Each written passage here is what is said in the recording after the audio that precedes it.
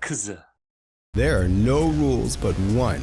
Drink Jägermeister at minus 18 degrees Celsius. Let's talk about the other area of your expertise, anthropology. In your master's thesis, I read a couple of pages, a little bit more than a couple of pages. And you wrote about the acceptance of evolution as a fact by the general public.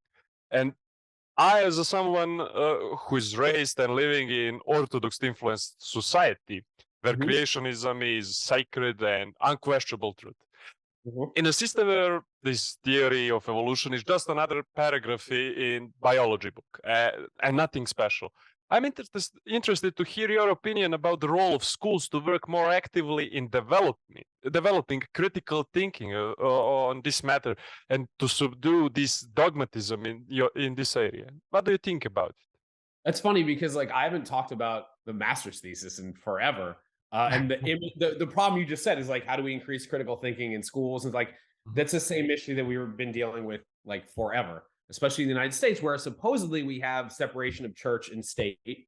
But I think you're absolutely right that we, in general, I don't want to get on an education high horse, but critical thinking in the ways in which you evaluate information in the world around you and resources are more important than the actual information itself at this point, right? Like I said earlier, you can, on your phone, in a matter of seconds, you have pretty much all of the knowledge of human history, right? So yes. How do you think about that? How do you evaluate what's right, what's wrong? How do you logically and rationally approach evidence? I think that is just as important. And I think a lot of times we unfortunately kind of beat that out of kids. This is what you need to know. Here's what's important. Here's what's on the test, which I understand. But I think a lot of it also should be how do we know that? How do we find this out? What do you think about this? Where does your curiosity lead when you bring up dinosaurs or whatever topic? And I think most schools, and I think generally speaking, most parts of the country here in the United States, do a pretty decent job of talking about these things. But I think you definitely still hear about the crazy creationists that won't. The line I've heard so many times is that the devil put dinosaur fossils in the ground to trick people into believing in evolution. I'm hearing that one for the first time. That's great. Really? Yeah. I think that gives a lot of credit to the devil. That's a long con. We had to set this up. And it's just so, but yeah, those are the funny things. And you hear about that. And I think when we're in a political moment that we are right now, where everything is about identity politics and who are you? What do you represent? That those kind of stories get pushed to the front, but I think we have made strides over the last decade or so and longer to have a lot less of the creationism and a lot more of the critical thinking. And I think the beauty is that I'm not going to sit here, and a good educator is not going to sit here and tell you what to think. Here's what some people think, here's what other people think, here's the question, do a little bit of research, and then let's talk about how you think about this. Yeah, and that situation sometimes seems like two parts of the medal, because you now have the theory of evolution proposed as the absolute truth as well, and not critical one. And you have creationism as undoubtable dogma.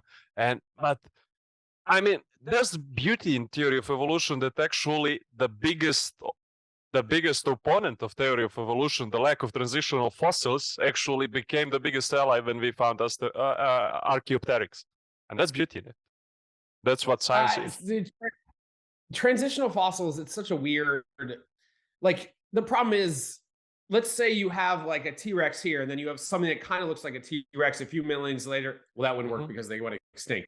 Let's step back. Let's say you had a Stegosaurus here, and then you have something that looked kind of like a Stegosaurus a few million years later.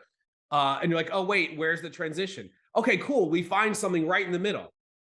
Oh, we found the transitional fossil. Did we? Because now the next question will be well, where's the transition between those two? And because every time you find that middle one, you've actually found two more gaps where you want to find a transitional fossil.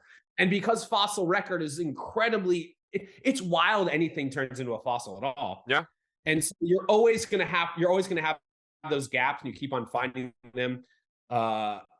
And so in that way, a transitional fossil, everything's a transitional fossil because everything is always changing. Yeah. We stay genuine, uncensored, and unscripted, and we always will, as we have to order our usual. Share us, subscribe us, and stay tuned until the next Wednesday. Ikuzo!